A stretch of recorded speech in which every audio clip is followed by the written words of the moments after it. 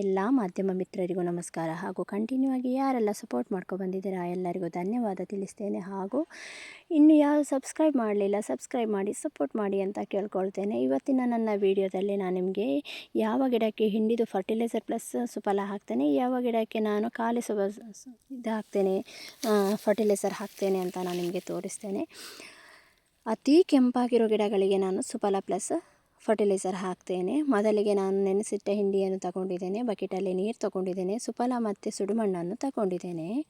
ನೋಡಿ, ಇಲ್ಲಿ mix ಮಾಡಿಟ್ಟ ಹಿಂಡಿದು fertiliser ಇದೆ, ಇಲ್ಲಿ ಸುಡುಮಣ್ಣಿದೆ, ಇಲ್ಲಿ ಸುಫಲ ಇದೆ. ಈಗ ನಾನು ಈ ಜಗ್ಗಿನ ಸಹಾಯದಿಂದ ಇದಕ್ಕೆ ನಾನು ಹಾಕ್ತೇನೆ.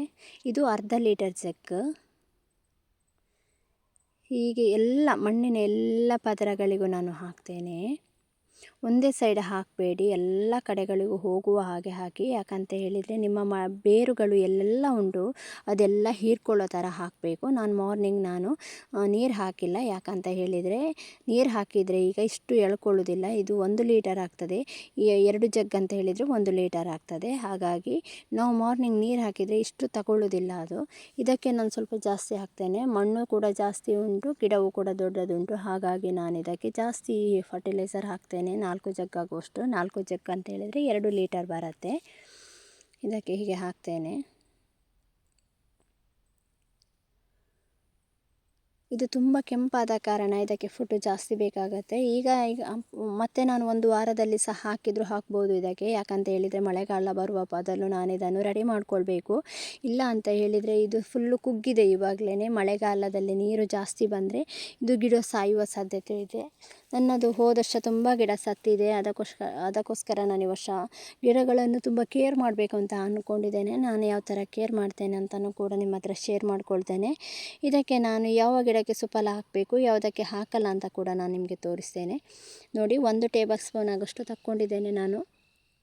ಹಾಕುವಾಗ ನಾನು ಹಸಿರು ಇದ್ದ ಗಿಡಕ್ಕೆ ಹಾಕುವುದಿಲ್ಲ, ಇದು ತುಂಬ ಕೆಂಪಾಗಿದೆ, ನಿಮಗೆ ಗೊತ್ತಾಗ್ತಾ ಉಂಟು.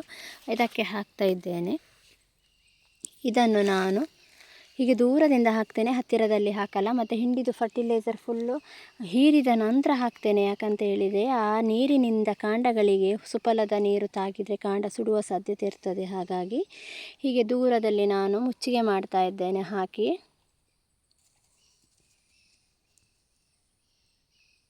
ಮುಚ್ಚಿಗೆ ಮಾಡ್ತಾ ಇದ್ದೇನೆ. ನಾವು ಮೇಲಿಂದ ಹಾಕಿದಾಗ ಫುಡ್ಡು ಕೊಳಿತಾ ಬರ್ತದಲ್ಲ, ಆವಾಗ ಕೀಟಗಳು ತುಂಬ ಆಗ್ತದೆ, ನಮ್ಮ ಮೊಗ್ಗೆಗಳೆಲ್ಲ ಹಾಳಾಗ್ತದೆ. ಆಲ್ರೆಡಿ ಮೊಗ್ಗೆಗಳು ಉಂಟು. ಈಗ ನಾವು ಫುಡ್ ಹಾಕಲಿಲ್ಲ ಅಂತ ಹೇಳಿದರೆ ಇದು ಮೊಗ್ಗೆ ಮುಗಿಯುವಾಗ ಗಿಡಗಳು ಕೆಂಪಾಗಿ ಚಿಕ್ಕ ಹೂ ಬರ್ತದೆ.